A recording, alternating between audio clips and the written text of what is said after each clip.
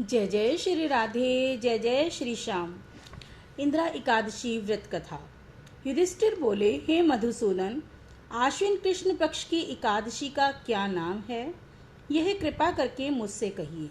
श्री कृष्ण जी बोले, आश्विन के कृष्ण पक्ष में इंदिरा नाम की एकादशी होती है, जो कि अधोगति को प्राप्त हुए पितरों को गति देने वाली है।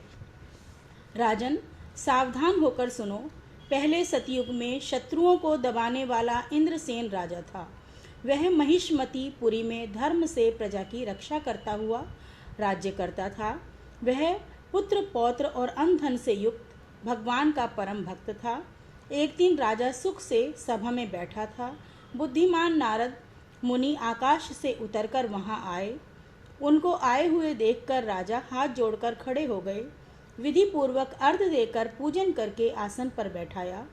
सुख से बैठे हुए मुनि राजा से बोले, हे राजेंद्र, तुम्हारे सातों अंग प्रसन्न तो हैं, तुम्हारी बुद्धि धर्म में है, तुम भगवान की भक्ति करते हो ना? नारद जी का वचन सुनकर राजा बोले, हे मुनि श्रेष्ठ, आप कृपा से मेरी सब जगह कुशल है। आपके दर्शन से मेरी सब यज्ञ की क्रिया सफल हो गई। हे विप्र, आप कृपा करके अपने आने का कारण कहिए। यह सुनकर नारद जी बोले, हे नृपोत्तम, मैं ब्रह्मलोक से यमलोक गया। यमराज ने भक्ति से मेरा पूजन किया। सुंदर आसन पर बैठाकर धर्मात्मा सत्यवादी यमराज की मैंने प्रशंसा की। बहुत पुण्य करने वाले तुम्हारे पिता व्रत में विघ्न पड़ने के कारण यमराज की सभा में रहते हैं, उनको मैंने देखा है। हे जनेश्वर, उन्होंने जो संदेश कहा है उसको तुमसे कहता हूँ। उन्होंने कहा कि पूर्व जन्म के किसी विघ्न के कारण मैं यमराज के निकट रहता हूँ। हे पुत्र, इंदिरा व्रत का पुण्य देकर मुझे स्वर्ग को भेजो। अतः हे राजन, पिता को स्वर्ग भेजने के लिए इंदिरा का व्रत करो। उस व्रत के प्रभाव से तुम्हारे पिता स्वर्ग को चले जाएंगे। राजा बोला, हे भगवान, कृपा करके इंदिरा का व्रत कहो। किस विधि से, किस पक्ष में, किस तिथि को करना चाहिए? नारद जी बोले, हे राजन, मैं इस व्रत की सुंदर विधि कहता हूँ। आश्विन कृष्ण पक्ष की दशमी को श्रद्धा पूर्वक चित्त से प्रातः काल स्नान करें। पितरों को मध्याह्न के समय नदी आदि में स्नान कराएं। पितरों को प्रसन्न करने के लिए श्रद्धा पूर्वक श्राद्ध करें। एक बार भोजन करके रात में भूमि पर शयन करें। प्रातः काल होने पर एकादशी को दातुन कुल्लाकर मुख धोवें। फिर भक्ति भाव से उपवास के नियमों को ग्रहण करें।